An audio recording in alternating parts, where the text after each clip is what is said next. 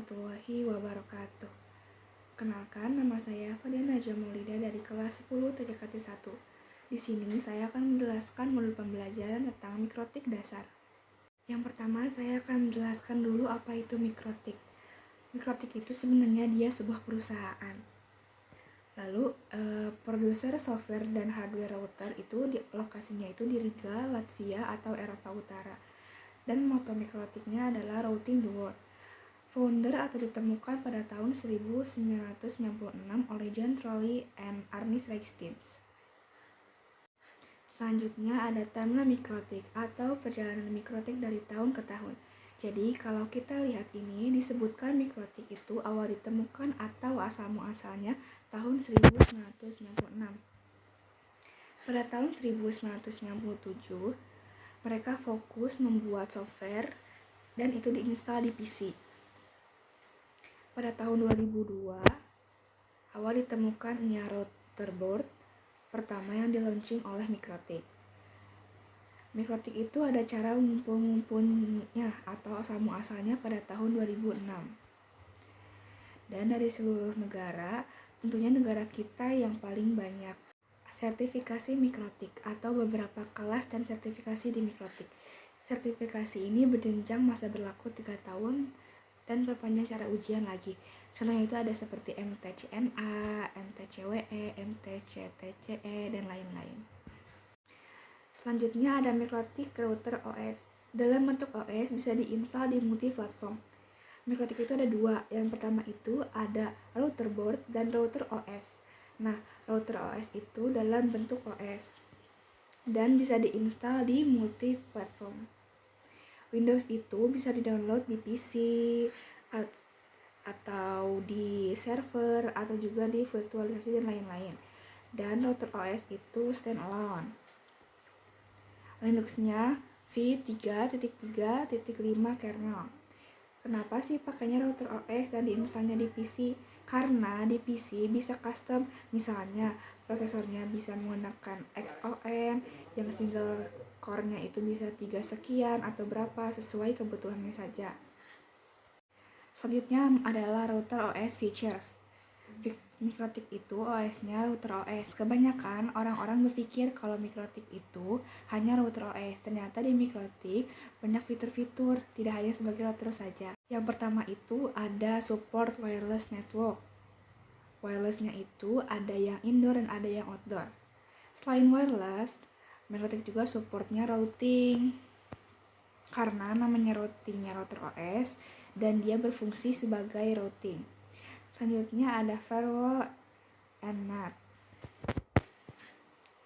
Jika Mikrotiknya mau kita buatkan firewall buat ngeblok, nah gimana caranya kita buat firewall supaya tidak terjadi apa-apa atau juga disebut pencegahan. Mikrotik juga bisa untuk ngeblok-blok website. Ada juga NAT, singkatannya Network Address Translation. Jadi ini buat NAT, baik itu dari klien ke internet, private to public. Begitupun sebaliknya. Ada QoS atau Quality of Service atau Bandwidth Management. Gimana caranya Mikrotik kita itu kita atur bandwidth-nya. Komputer ini IP-nya IP sekian, bandwidth-nya sekian. Selanjutnya ada point to tunneling. Nah, ini sering dipakai terutama di work from home. Begitu juga user management atau pengguna manajemen. Itu seperti PHCP, DHCP, ada web proxy. Nah, ini yang sering dipakai yaitu hotspot. Ada juga radius. Dan masih banyak lagi. Dan yang terakhir ada tools yang isinya itu adalah bandwidth test, torch, MaxPeak atau MRTG. Selanjutnya ada akses Mikrotik first time. Selanjutnya ada cara mengakses Mikrotik menggunakan Winebox. Yang pertama adalah available access by MAC dan IP address. Yang kedua default IP address yaitu 192.168.88.1/24. Yang ketiga usernya admin, dan keempat passwordnya blank. Selanjutnya ada tampilan Winebox. Ketika kita membuka aplikasi Winebox itu, yang pertama muncul itu seperti ini. Yang pertama itu ada Ando atau Redo, terus ada user login, IP atau MAC address, hostname, versi ROS, hardware type, dan arsitektur. Ada juga menu, terus ada area kerja, dan juga dashboard. Selanjutnya ada pengertian router identity atau hostname. Router identity atau hostname digunakan sebagai pengenal atau identitas mengenai router itu sendiri. Kita bisa mengubah identitasnya pakai new terminal atau command ada system identity. Nah, selanjutnya itu ada IP address. Kita kan mau router kita komunikasi dengan laptop kita pakai IP address. Jadi, pertama kita kasih IP address dulu. Kasih IP address dulu di mikrotiknya, masukin menu IP addressnya, tambah baru nanti masukin IP-nya mau IP berapa, lalu address. Selanjutnya itu cara mengakses mikrotik menggunakan WebFig. Yang pertama itu diperkenalkan sejak ROS v5.0 dengan fungsi yang sama dengan Winebox. Yang kedua mendukung IPv4 dan IPv6. Yang ketiga mendukung HTTP dan HTTPS. Dan yang terakhir alternatif untuk Winebox. Lalu ada Quickset. Yang pertama itu adalah pengaturan dasar router dalam satu tampilan, dan yang kedua dapat diakses melalui Winebox atau WebFig. Quickset juga mempunyai beberapa mode. Yang pertama adalah CPE atau Client Device. Digunakan untuk menghubungkan perangkat ke access point atau AP. Terdapat fasilitas scan. Yang kedua PTP Bridge AP. Mode AP yang digunakan untuk menghubungkan dua lokasi dalam satu jaringan. Yang ketiga ada PTP Bridge CPE. Mode station yang digunakan untuk menghubungkan dua lokasi dalam satu jaringan.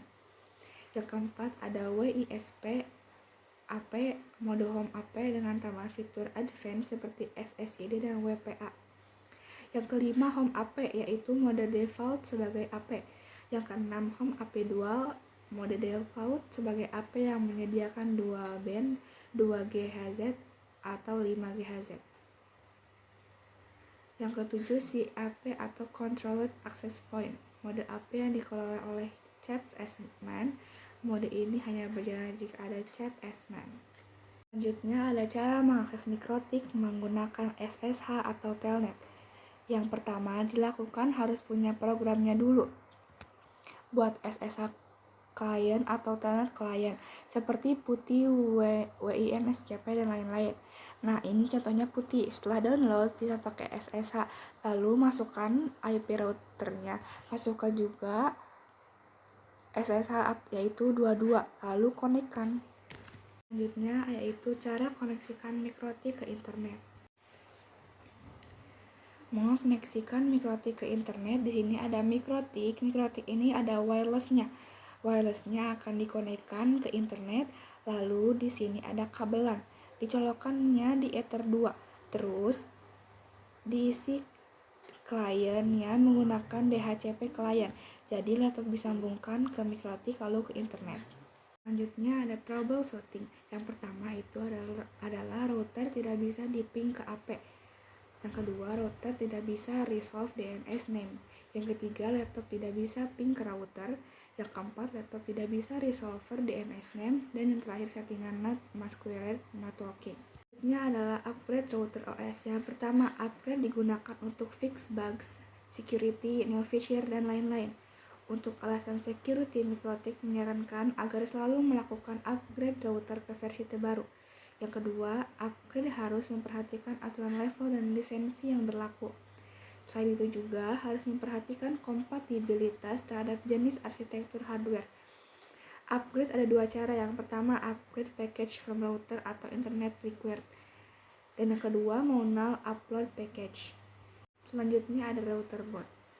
Router boot yang pertama itu adalah firmware yang bertanggung jawab untuk memulai OS pada perangkat router boot.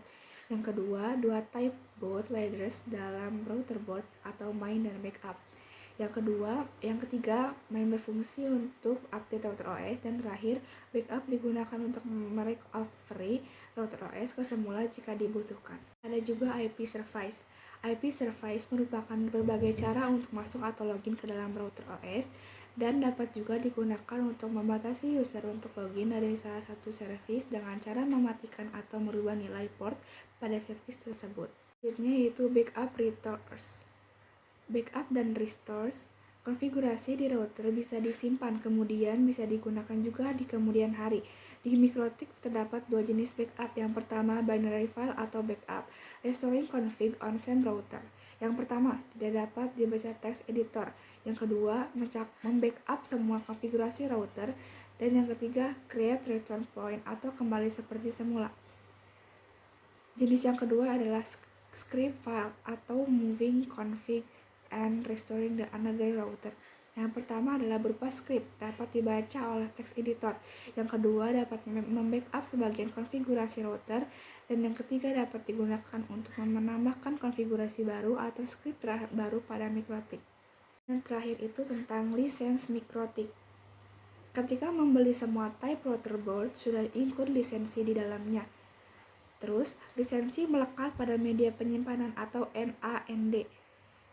Selanjutnya, lisensi menentukan fitur-fitur yang dimiliki oleh setiap router. Dan lisensi juga terdiri dari level 0 sampai 6. Level lisensi juga menentukan batasan upgrade paket, dan lisensi akan hilang jika uninstall menggunakan Mikrotik. Dan yang terakhir, khusus untuk x86 harus membawa lisensi dengan mikrotik.com atau bisa melalui distributor. Selanjutnya ada level license, level 0 dengan type trial mode dan TPK use 24 jam trial. Level 1 dengan type free demo, TPK use-nya limited router OS features. Level 3 CPA atau TPK use-nya itu wireless client station atau wireless bridge APPTP. Level 4 type-nya AP, wireless AP-nya TPK use-nya wireless AP WISP home office.